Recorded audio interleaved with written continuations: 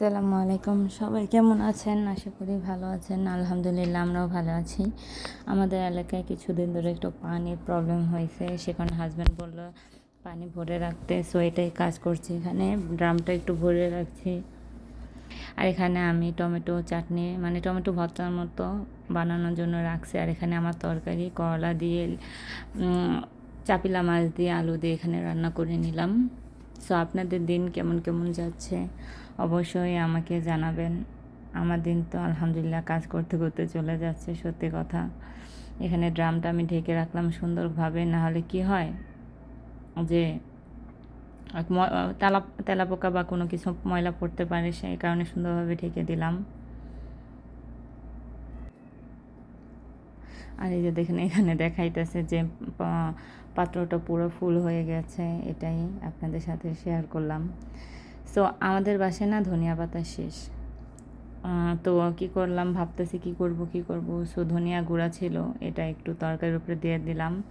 ধনিয়া পাতা দিলে কি হয়, দেখতে এত সুন্দর লাগে তরকারিটা। আর হলো যে মানে আমার হাজব্যান্ডেরও খুব ফেভারিট, আমারও খুব ভালো লাগে, কিন্তু যেহেতু ছিল না তাই। আর এখানে দেখেন, এখানে আমি যাও বানাইছি, রান্না করলাম।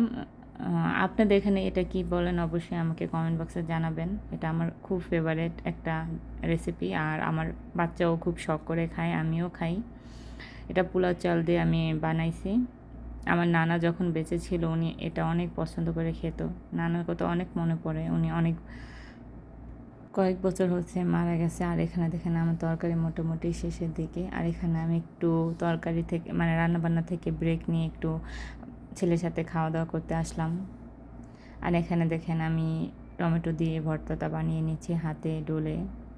এটা মানে অনেক মজা লাগে আমার কাছে, গরম গরম ভাতের সাথে তো দারুণ লাগে। এখানে একটু সরিষার তেল দিয়েছে, আমার সরিষার তেল না একটু বেশি খেতে ভালো লাগে। আপনারা কেমন খান অবশ্যই কমেন্ট বক্সে জানাবেন। সো এই যে মানে সত্যি অনেক এমনি দেখতে লাগছে, আমার খুবই ফেভারিট একটা জিনিস। আর এখানে দেখেন আমার তরকারি রান্না শেষ। আর ধনেপাতা দিলে একটু বেশি সুন্দর দেখা যেত, যাক নাই তো কী করার। আর এখানে দেখেন আমি পায়েস রান্না করেছি আমার হাজব্যান্ডের জন্য। কালকে একটু ঘোরাঘুরি করতে গিয়েছিলাম, বাসায় আর রান্না করা হয়নি। সো আজকে ভাবলাম যাক সমস্যা নেই, আজকে রান্না করে দিই হাজব্যান্ডের জন্য, হাজব্যান্ড খুশি হয়ে যাক। এখানে একটু বাদাম দিয়ে নিয়েছি, একটু কিচমিচে দিয়েছি।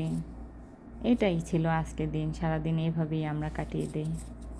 ভিডিওটি ভালো লেগে থাকলে লাইক কমেন্ট সাবস্ক্রাইব করে আমাদের পাশেই থাকবেন। আল্লাহ হাফেজ।